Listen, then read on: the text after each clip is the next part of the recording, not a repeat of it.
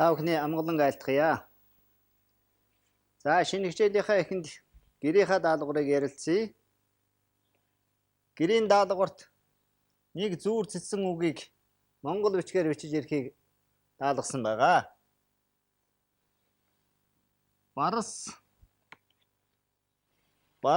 цагт босох үгүй болоо өдрийн явдал хоцорно. Бяцхан дагаан сурах үгүй болоо насны явдал хоцорно.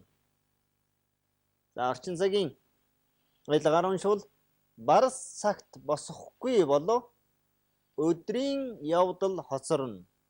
Бяцхандаа сурахгүй болоо насны явдал хоцорно. За тэгэхээр энэ бол энэ ардын сургаал зүүр цэцэн үгийн утга бол ер нь манай монголчуудын өн эртнээс баримталж ирсэн зарчим юм. За барс цаг гэдэг бол ямар цаг вэ гэдгийг бас нэг бодох хэрэгтэй. Тэгэхээр хуучин Монгол уламжлалаар бол 12 цагийн 24 цагийг бол 12 жилээрээ 12 цаг хуваадаг.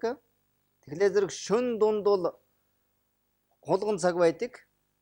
Өдөр дунд бол морин цаг байдаг. За тэндээс нь хөөгөөд бол бар цаг гэдэг бол одоо хэдэн цаг байх нь вэ гэдгийг бол та бүхэн өөрснөө олж болно. Одоо энэ 5 цаг орчим баг хэлж болно. Энэ нэлээд их эрт байна. Тэгэхээр зэрэг бар цагт босохгүй бол өдрийн явдал хоцорно гэдэг бол ер нь баг 5 цагийн орчимд л одоо эрт үүр гэгээр тэмдгэр хүйдэл босохгүй юм болвол өдрийн чинь ажил алдагдаа гэдгийг хэлсэн байна.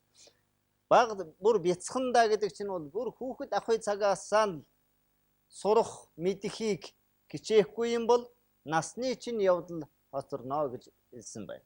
Тэгэхээр зэрэг энэ бар цагт босохгүй бол өдрийн явдал хоцорно гэдэгтэй адилхан манай сургаалын зохиолд бол бас адуу шиг орой унтаж шувуу шиг эрт бас гэдэг ийм сургаал байдаг. Адуу шиг орой унтаж шувуу шиг эрт бас гэж. Тэгэхээр зэрэг мөн түүтэй адилхан хэлсэн ардамны маань өгдөг энэ хэлдэг үгнүүд бас байдаг. Орой унтвал нэгийг сонсдог, эрт босвол нэгийг үздэг гэж. Ер нь тэгэхээр зэрэг бол залуу багаас нь бол нойр хоолоор мөнхруулж болохгүй гэдэг ийм зарчимтай. Өөрөөр хэлэх юм бол мөн хэлдэг уруудахад бол унтах идэх сайрахад санах сэрэх гэж. Тэгэхээр зэрэг бол ер нь их унтаж их идээд л юу хийхгүй хэвтнэ гэдэг бол тэр хүний насны явдал өдрийн явдал нь бол уруугаад явах хүний муу шинж гэж өн эртнээс баримталж ирсэн. Тэгэхээр зэрэг одоо бид бол зөвхөн энийг ингээд ийм сургаад манай ард түмэн ингэдэг гэдгийг ингэж ярьж номлоод орхих биш. Энийг маань хүүхэд багчууд маань ч гэсэн өөрснөө санаж бодох. Залуу эцэг эхчүүд маань ч гэсэн энийгээ бодоод хүүхдээ бол өглөө эрт босгодог болгож сургах юм бол энэ сургаалыг бол чэйжсэний мэдсэний бол хэрэг гарах юм да.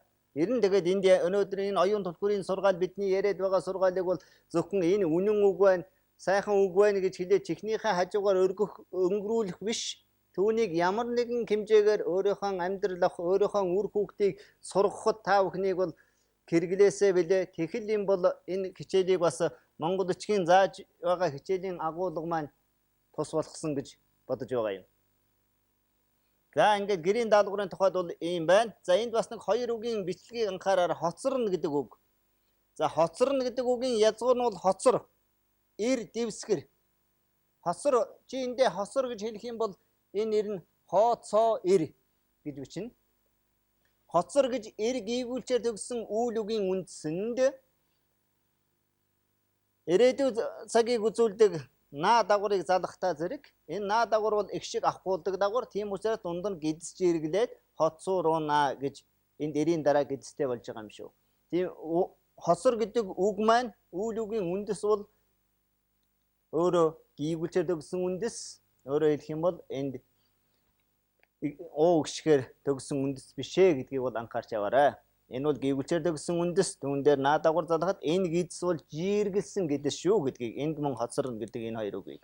Ер нь энэ зааж байгаа бичиж байгаа үгийг хуулж аваад Энэ үгийн үндэс нь юу байна вэ? Энэ үгийн үндэсийн араас ямар дагавар залгаж байгаа гэж хэл үгийг бүтсээр нь задлж сурах юм бол монгол хэлнийхээ үгийн гарал язгуурыг чи мэдхэд тустай, зөв бичиж сурахч тустай.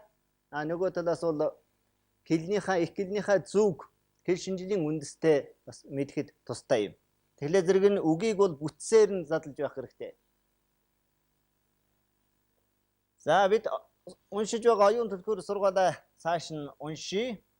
Үүний түрүүнд бол оюун түлхүүр сургаалыг бол задлаад үзвэл дотроо нь 3 хэсгээс бүрдсэн тийм байдалтай байдаг. Эхний хэсгийг нь бол бид нэр ярьсан.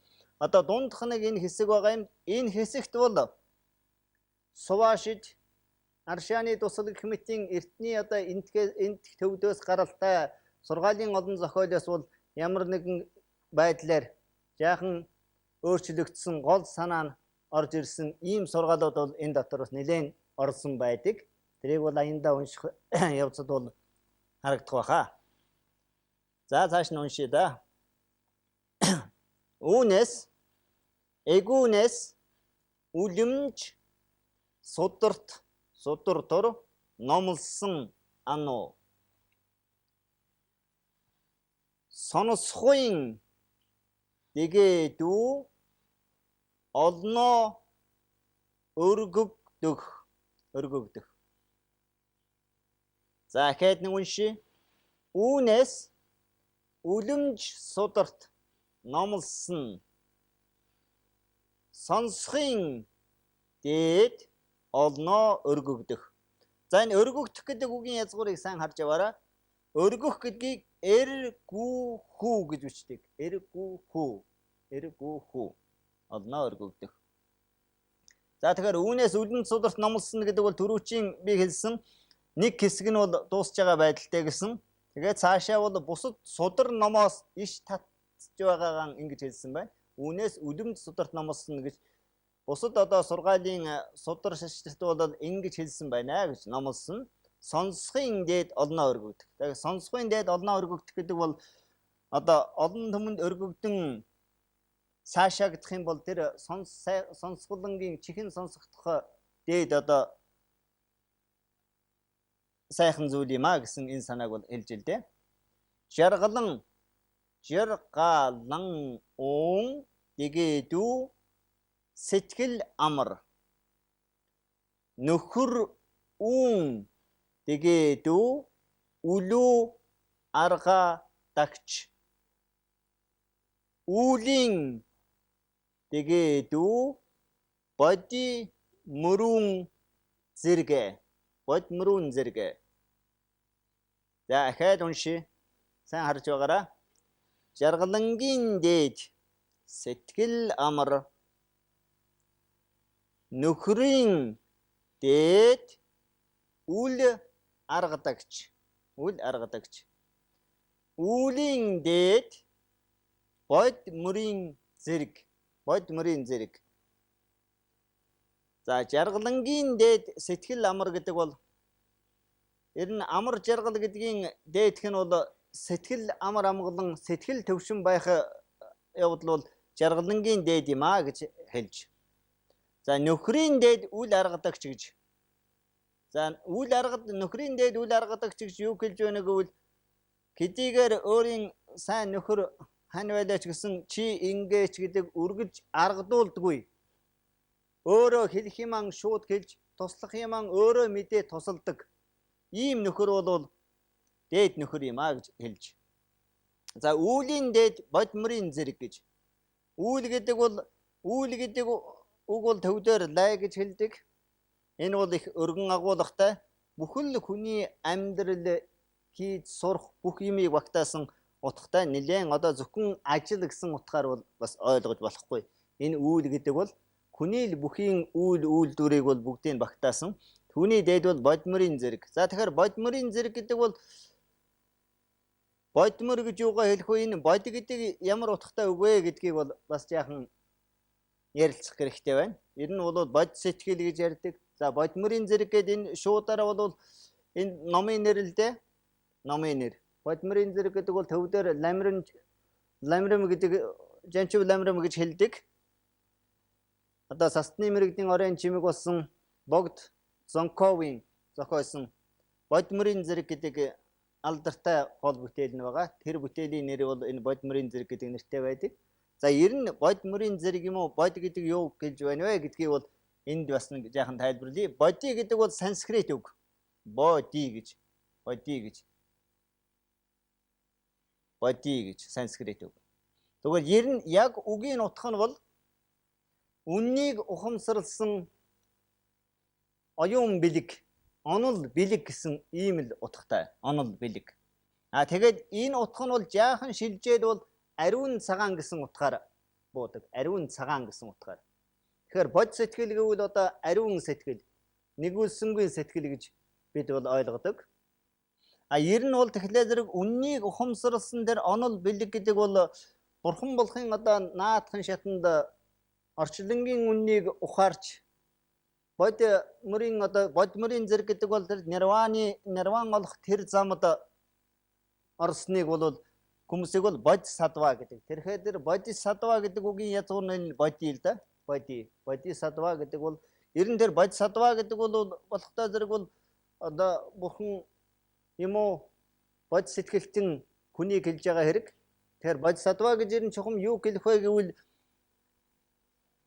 орчлонгийн үннийг ухаараа зогсохгүй, зовлонтой бусад амьтны зовлон арилгахын тулд өөрийн биеийн алжаалыг орхиж, бусдын зовлонгийн тулд өөрийн биеийг бол зориулж чадах тийм их нинжин ариун сэтгэлтэн бол бод сэтгэлтэн юм уу бодисаттва гэж хэлдэг. Тэгэхээр боди гэдэг үг бол санскрит үг байна гэдгийг бол анхаарч яваарай. Тэгэхээр зэрэг энд бол одоо бодтой гэж энд бодис юм уу? Бодис гэдгийг энд шинэвчгээр бол дэгийн ард нь и бичээд байдаг. Бодит гэхлээр зэрэг дэгийн ард бол бас и бичээд байдаг. Энэ бол үндсээр буруу юм. Одоо актимч 93 энэ төр бол дандаа бодот юм уу? Бодос гэж бичдэг. Тэр жинхэнэ ядгуураас нь гаргаж. Тэгэхээр зэрэг боди гэдэг бол монгол хэлэнд байгаа боди гэдэг энэ үг бол нэгдүгээр утга нь бол энэ боди гэдэг санскрит үг байна. За бидний сая яриад байсан энэ бодмөрийн зэрэг гэдэгт гарч байгаа бод. Хоёрдугаар утга нь бол бод гөрөөс гэж нэгэн домгийн гөрөөсний нэр байдаг. Тэгэхээр монгол хэлэнд байгаа бод гэдэг үг л өртөл ийм хоёр утгатай. Нэг нь бол энэ бод сэтгэл юм уу бодисаттва гэдгийн боди, хоёрдугаар утга нь бол бод гөрөөс гэдэг нэгэн гөрөөсний нэр байна. Бод гэдэг үг бол монгол хэлэнд бас хоёр утгатай байна. Нэг нь бод мал гэдгийн бод, нөгөөх нь бодтой, биетэй гэсэн утгаар хэлдэг. Тэгэхээр зэрэг энэ бодтой юм уу биетэй гэдэг утгаасаа энэ бодос гэдэг үг чинь бодос гэдэг нь бодит юм, биет юм гэсэн утгатай. Бодит юм гэдгээс нь бодос гэдэг нь гарна. Тэгэхээр зэрэг бол одоо монгол үчгээр бичгт бол шинэ үчгийн хаан дуудлагыг бодоод бодис гэдгийг бодис гэж энэ дэгийн дараа и бичиж болохгүй нэ. Бодит гэдэг бол дэгийн дараа бол бас и биш байх нь байна гэдгийг бол анхаарч яваарай. Ер нь шинэ үчгээр ч гэсэн бодос гэж бичих нь бол зөв юм шүү. Энэ манай хэлний эрдэмтэд бол бас дийлэнх нь бол бас ингэж бичдэг. За энийг нэг анхаарч аваарай. За цааш нь уншия. Хортой бөгөөс хөвгүүнийг чүү тэвч. Тустай бөгөөсөө дайсныг чүү асар. За ахад харж бай. Хортой бөгөөс хөвгүүнийг тэвч. Тустай бөгөөс дайсныг асар. За тэгэхээр энэ бол яг Чингисийн бэлэг сургаалд бол явдаг сургаал.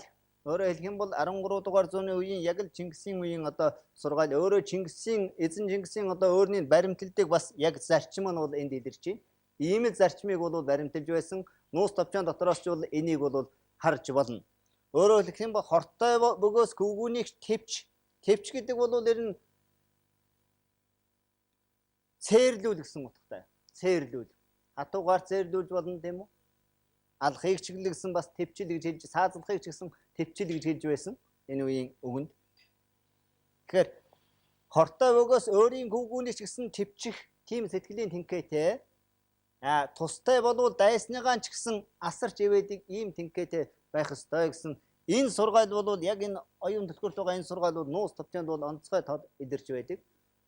Та бүхэн бол санаж явах нууц товчонд бол олон газар бол Чингис хаан өөрийнхөө Чингистэй байлдаж байгаа өөр улсын өөр аймгийн одоо баатар өөрийнхөө эзэн аймгийнхаа эзэн хааны төлөө үнэнчээр зүтгэж Чингистэй бол их хүчтэй байлдсан дараагаар өөрийнхөө эзэн ноёныг оргуулчаад тэгээд бууж өгöd өгөхөд за чи яагаад олон хоног одоо натаа тулалдаад бүслэгчсэн байхад тулалдуулж сая бууж өгөө гэхлээр би эзэн ноёноо оргуулчаад ингэлээ. Тэгэхээр зэрэг ийм шудраг хүнийг бол өршөөх хэрэгтэй гэдээ амийн аварч байдаг. Гэтэл бол өөрийнхөө эзэн ноёныг одоо жамуухыг ч юм уу бариад ирсэн хүнийг бол ийм уруугч хүнийг бол над хэрэггүй гэд нүдэн дээр нь саазаж байдаг. Тэгэхээр зэрэг тэр л нууц товчонд гарч байсан тэр үйл явдлыг бол товч санаа нь бол энэ байна л дээ. Ортой бөгөөс хүүгүнийгч төвч, тустай бөгөөс дайсныг асар гэж. Чингис хаан бол яг ийм зарчим баримталсан учраас бол Чингис хааныг тойрон хүрээсэн хүмүүсүүд нь бол үнэн түүнд жинхэнэ үнэн шудраг хүмүүсүүд бол тойрон хүрээж чадсан юм. Үлэмж олон нүд буй боловч өчүүхэн зулын гэрэл шөн дор хэрэгтэй хэмээгчийн үлгэр энүү.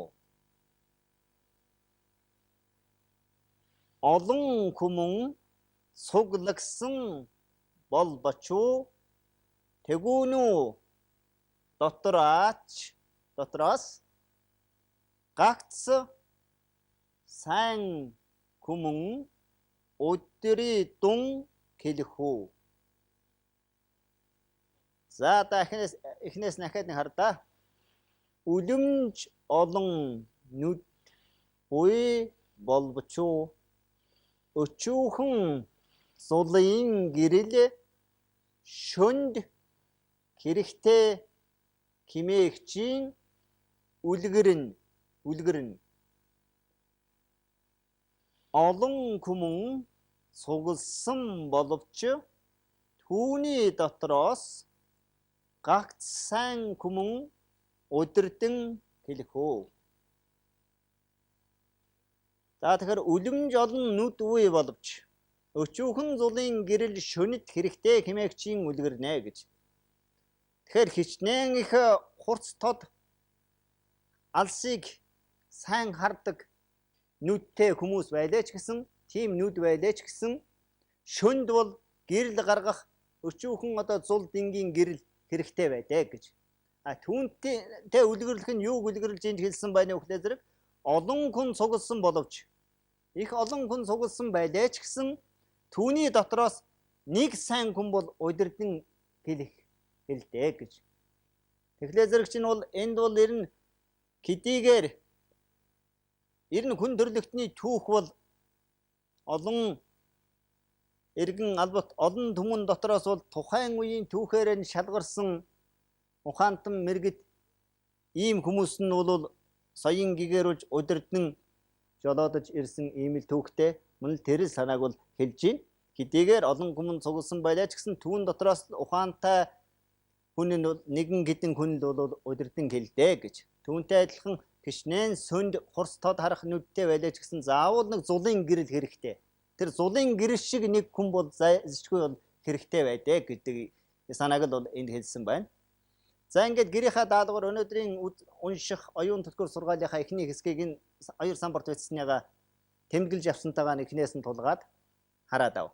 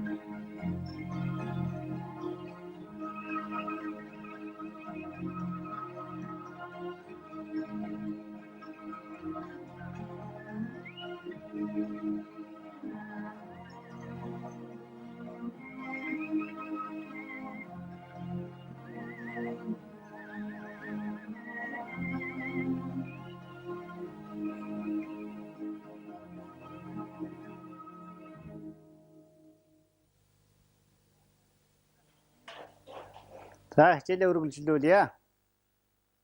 За дагаад уншаад бичээд яваарай. Алтан дэлхийг өргөстэй гэж үү, бүтээгэж үү, үл болох. Харин өврөн өөрийн хоёр хөлyen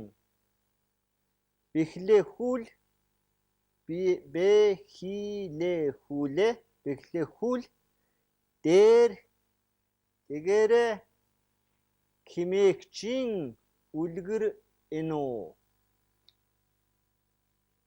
За ертөнц цагийн айлгаар бол алтан дэлхийг өргөстэй гэж бүтээж үл болох.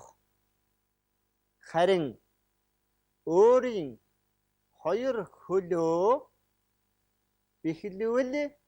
бэхлэхүүлээ хуула нөхцөл бол ертөнц цагийн монгол хэлний бал бэл нөхцөлтэй ижил утгатай. Энийг бэхлэхүүл гэж уншиж болно, бас бэхлэвэл гэж ойлгож болно. Бэхлэхүүл дээр химээгчийн үлгэрнэ гэж. За тэгэхээр алтан дэлхийг өргөстэй гэж бүтээж үл болох гэж. За ертөнцийн дэлхийн хөрсийг бол энэ хөл хатгадаг шулуутай юм өргөстэй юм гэж дэлхийг бүгдийг бүтээж хаа дээр нь хөл нүцгэн явуулж болохгүй гэж хэлж байна. Харин өөрийн хоёр хөлөө бэхлүүл дээр гэж. Өөрийн хоёр хөлөө бэхлэнэ гэдэг бол энэ ямар хэлж ийнө хөл өөрийн хөлөндөө өргөс хатахгүй гутал өмсөө гэсэн санаа л да. Өмсвөл дээрээ гэж. Дээр хэмээгчийн үлгэр гэж. Энэ бэхлэхүүл гэдэг маань энэ хуула хүүлээ нөхцөл бол бал бэлэм үү баасуу бэсүү нөхцөлтэй ижил утгатай. Энд бол жишээлх юм бол харин өөрийн хоёр хөлөө бэхлэвэл дээр. Өөрийн хоёр хөлөө бэхлэвэс дээр. Яг ижилхэн утгатай. Тэгэхээр хуула хүүлээ нөхцөл бол бал бэлэм үү баасуу бэсүү нөхцөлтэй ижил утгатай юм байна гэдгийг ойлгож яваарай. За дээр химээгчийн үлгэр нь гэж байна. Үлгэр нь олон мунхаг ардыг сургагсан ац гагц бивэн сургагсан сайн.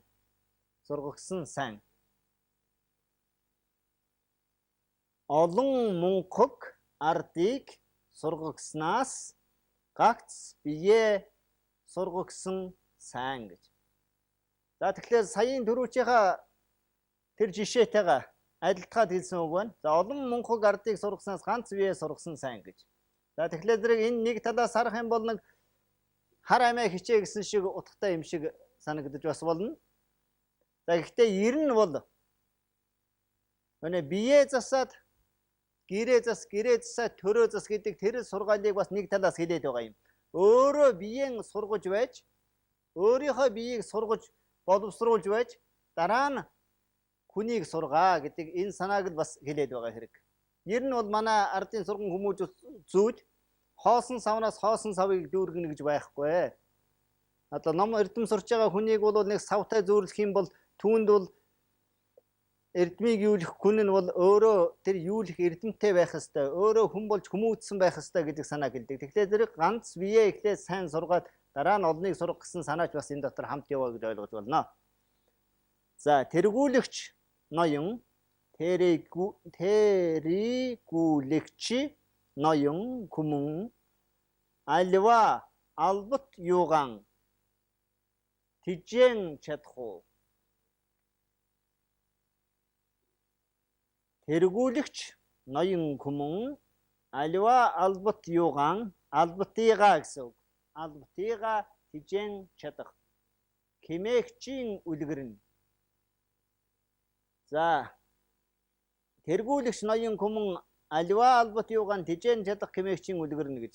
За улс иргэнэгэн удирч байгаа хүн бол тэднийгээ тижэн чаднаа гэж хэлж байна. Тэгээд түүний үлгэр нь гэж байна. Үлгэр нь гэмтэнг гисэгвэс түмэн амьтныг жаргаагуулун чадах уу. Гэмтэнг гисгэвэс түмэн амьтныг жаргуулан жаргуулан чадах. За тэгэхээр гэмтэн гэдэг бол дутагдал бүхий хүмүн.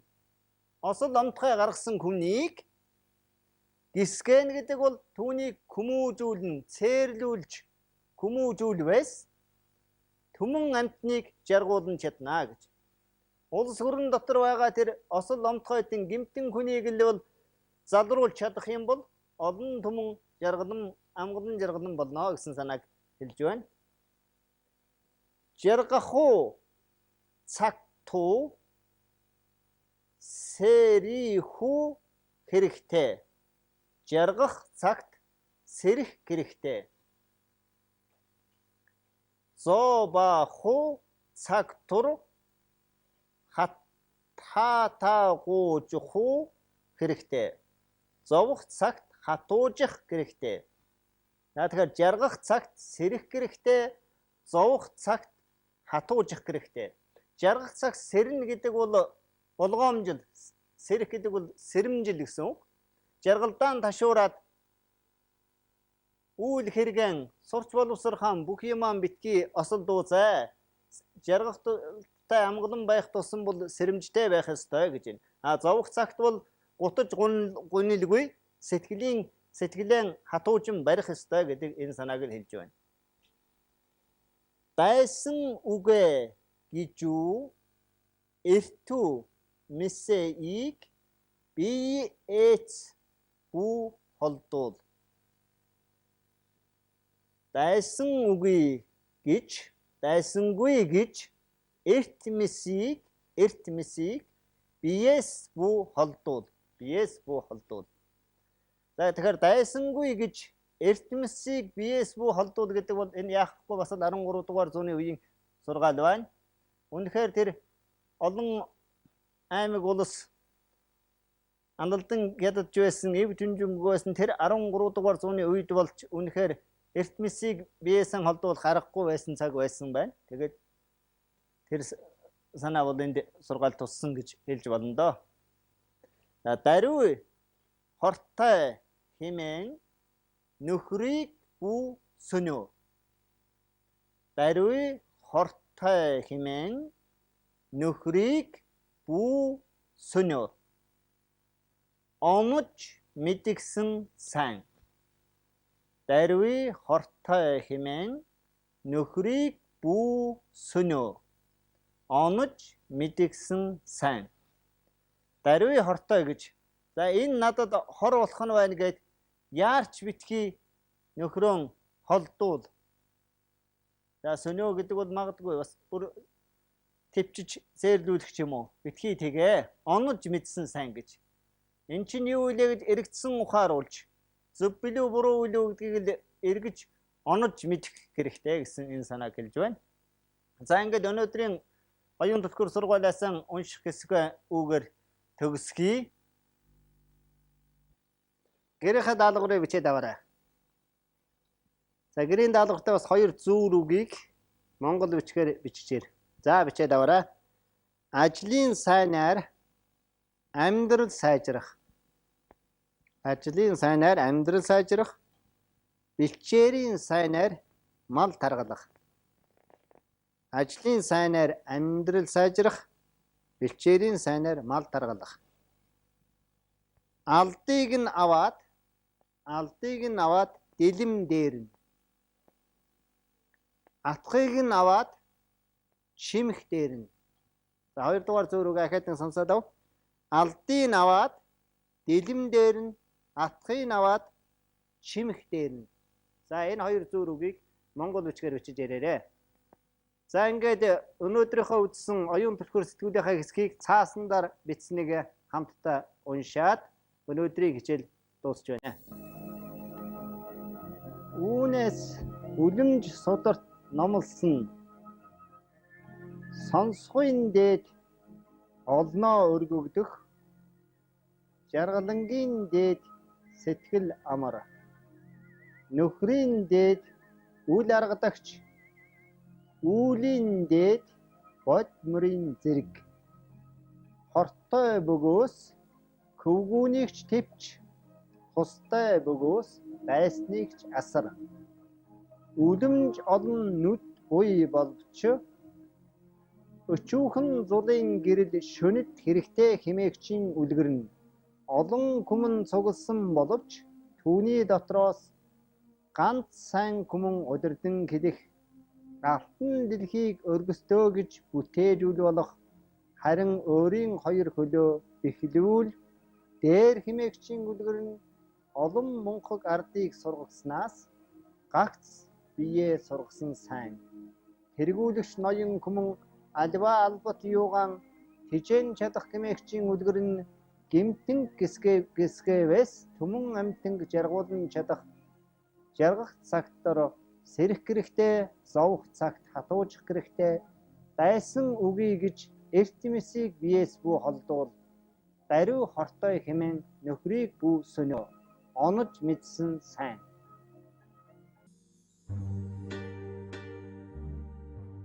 Бардам үгвэр сэтсэн болох үгүй балмад явдлээр баатар болох үгүй нөхрүүн тусыг бүтээвэс өөрийн тус бүтнэ.